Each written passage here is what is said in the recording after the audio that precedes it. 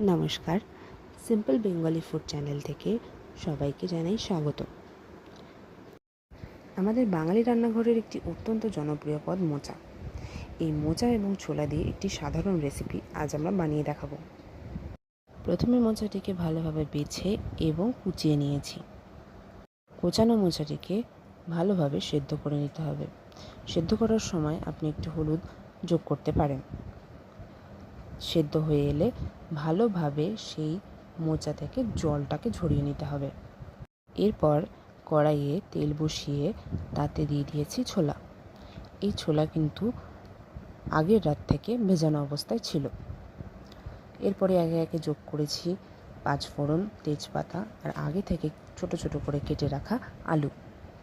এরপর একে একে জিরে ধনে গুঁড়ো, হলুদ গুঁড়ো এবং স্বাদমতো নুন যোগ করলাম। সেটা নেড়ে চেড়ে নিয়ে সবশেষে যোগ করে নিতে হবে সেই সেদ্ধ করে রাখা মোচাটি।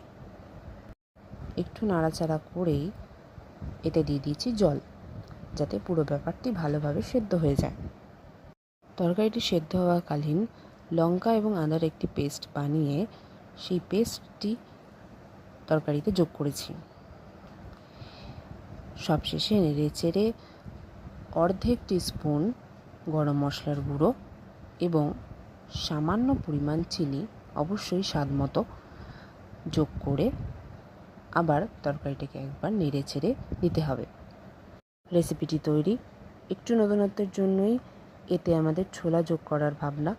এটি কিন্তু গরম ভাতের সাথে খেতে খুবই ভালো লাগবে।